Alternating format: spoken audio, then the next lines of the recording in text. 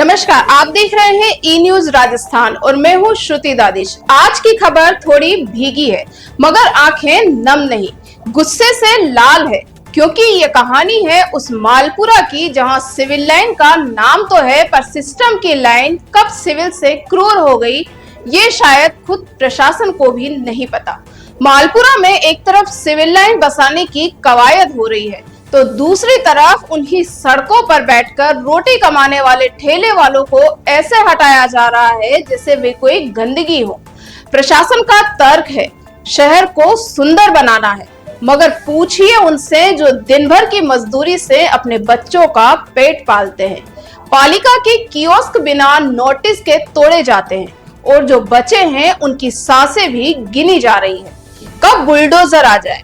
अगर कोई गरीब अपने ठेले को ट्रैफिक वाले इलाके में लगाता है तो चालान, अगर नवीन मंडी या दूसरे बाजार में लगाता है तो दुकानदार चिल्लाते हैं, बरसात में लगाए तो घुटनों तक पानी में डूबकर सब्जियां भीग जाती है और ग्राहक भाग जाते हैं।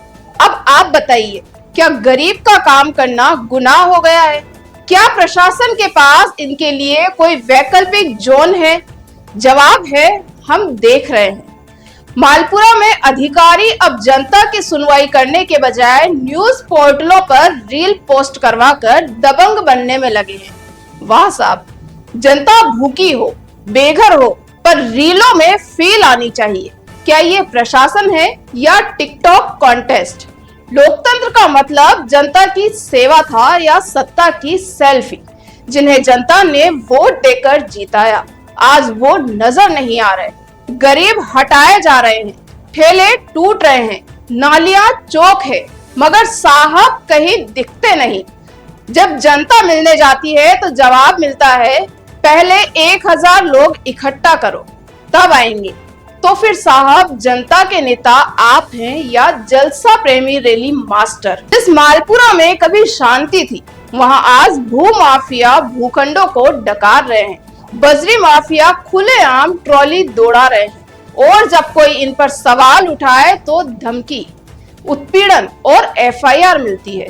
क्या यही है विकास का असली चेहरा? महावीर मार्ग और नवीन मंडी में बारिश के दौरान हाहाकार मच गया, घुटनों तक पानी, बहती हुई दुकानें, मगर प्रशासन मौन। वही इलाके हैं जो भाजपा का कोर वोट बैंक कहे जाते हैं, फिर भी सुनवाई नहीं। तो फिर वोट बैंक क्या सिर्फ चुनावी फोटोशूट के लिए है? भारतीय संविधान के अनुच्छेद 21 के अनुसार हर नागरिक को जीवन जीने का अधिकार है और उसमें शामिल है उसकी आजीविका का अधिकार भी।